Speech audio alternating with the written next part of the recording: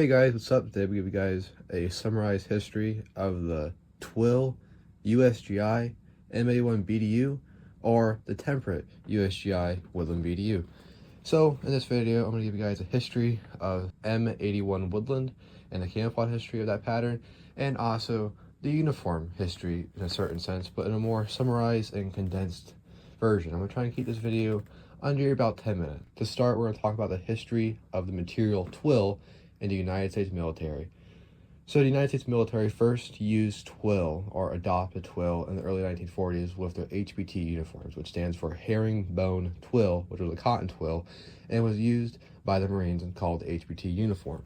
So then after that, in the 1950s, you had the N1951 field shirts and like pants that came out, which were wool, and we were not Twill. They were kind of used for the Korean War and stuff like that. And then towards like the 60s and stuff, you had the OG 107 uniforms, which were made of a cotton sateen fabric, just like the M65s.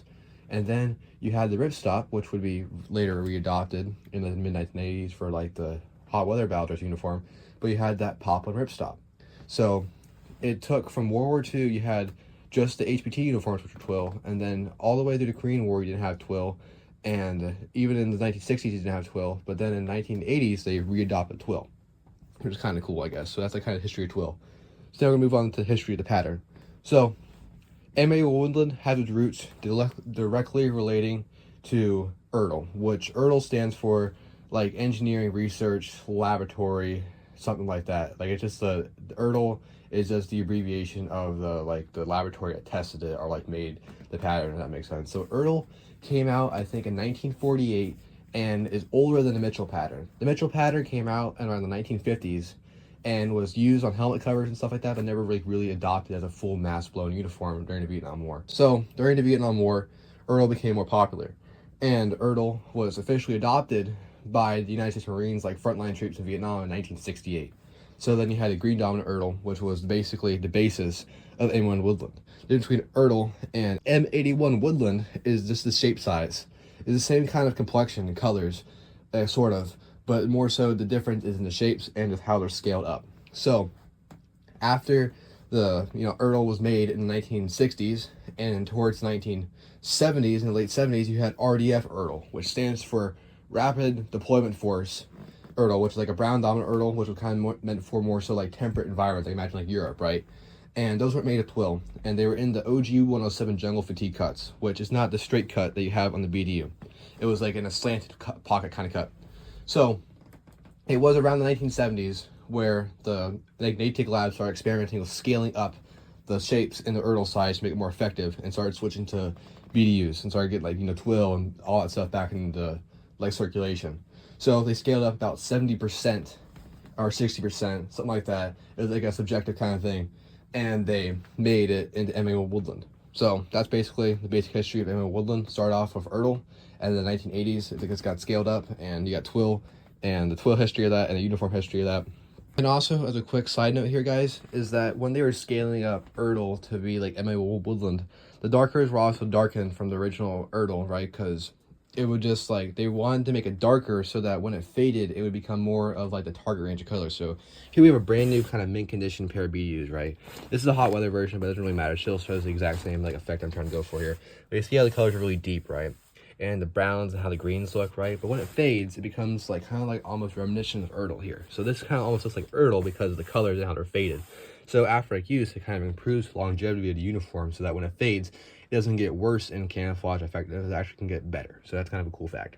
So hopefully that gives you guys a semi-basic understanding of the history of M81 Woodland. It started with RDF ERDL, and yeah, so has its roots all the way back to the 1940s basically. All right, so there's my lackluster history segment over. Now let's get to the overview uniform history of these Twill temperate weather BDUs. Because there's only a video about the temperate ones and not the summer ripstop versions, because I've already made videos about those. So if you guys are curious, just look at my previous videos. Alrighty, so first we're going to start off with the first generation of M81 Woodland temperate Twill BDUs.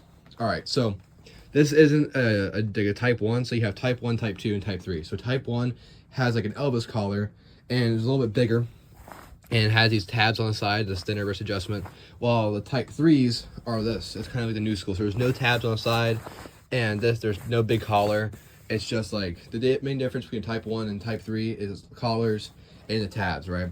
So type 2 is a temperate, so people don't know this, that the type 2 BDU, the temperate one, is the Desert Baptist uniform, which is actually in Twill. Same thing with the early DCU 3-color desert uniform. They were also in Twill. So that's kind of your type 2 BDUs of the DBBDU. All right. So that's kind of different between generations. So this is a pair of Generation 1 Temperate Woodland BDU trousers here. And these were made in the contract year of 1982. And the way you can tell, based off not even just the contract year and their tag, is look at the knees here, guys. So the knees on the old school BDUs, there's pleats, right, on the outside for like mobility. So when your knee is in the fabric, it actually stretches with you and has that extra fabric with you. That's what the Gen 1 knees look like. They have boot blouses and stuff. So this is going to be a basic overview of these pants here. So we have 2 cargo pockets here. We have knee reinforcements, so those pleats is like the Gen 1 style. And usually you would have a boot blouse strings here. And you got a cotton twill fabric.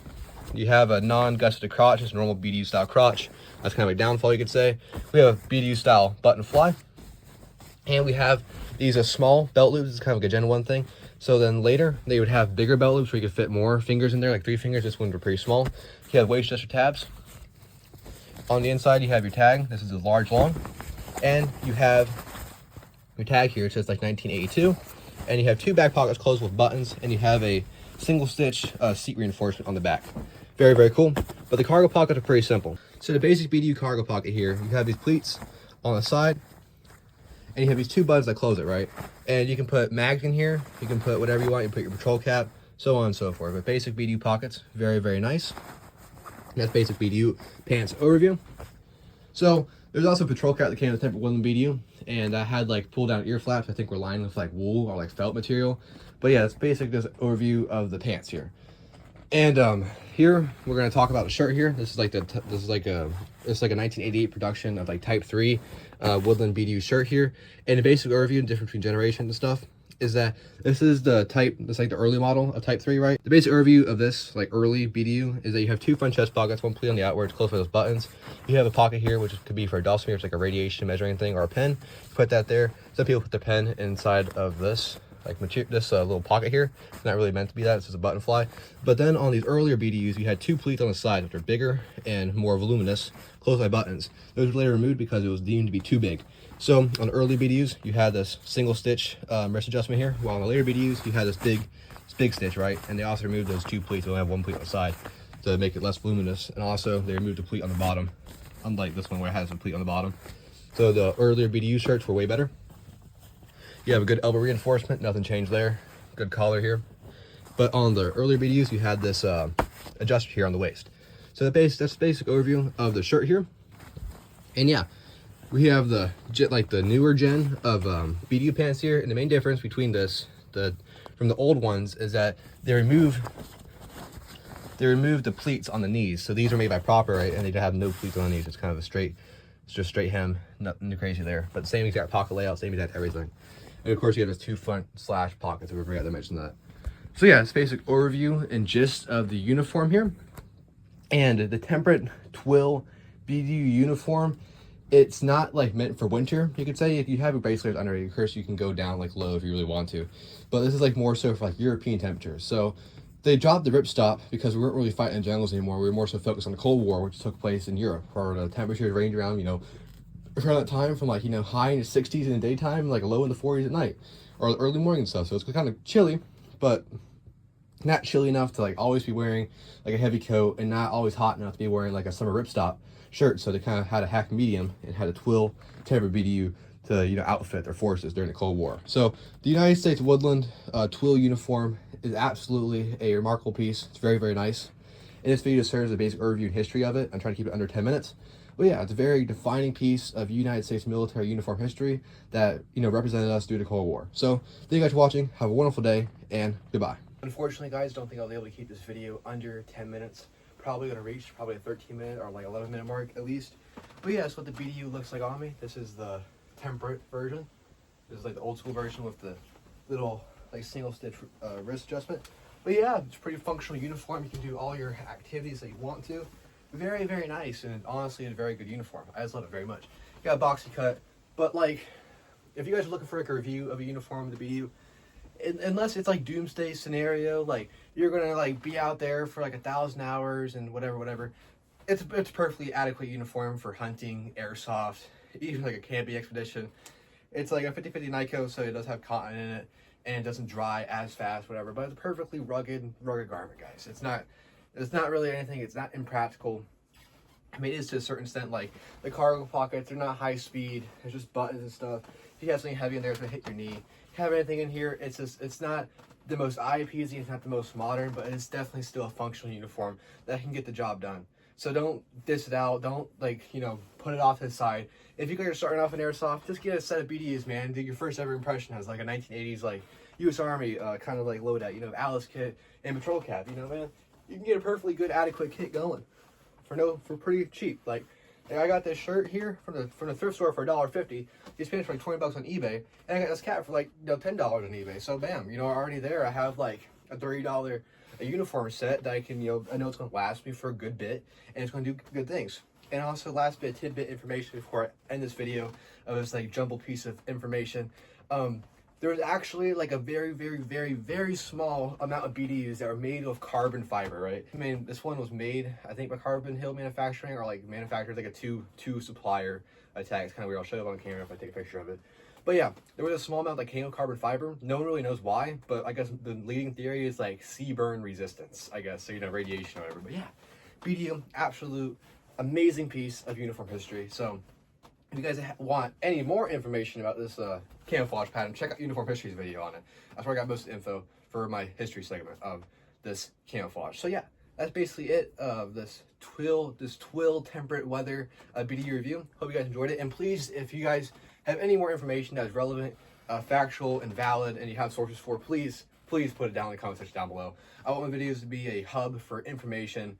And if if I said something wrong, if you said something that is wrong, and you have a source that can prove me wrong, please put it down in the comments down below, because I want people to have the most up to date, that's accurate, 100% correct information, guys. So please, if you guys have any more information, comment down below. Thank you guys for watching. Have a wonderful day, and goodbye.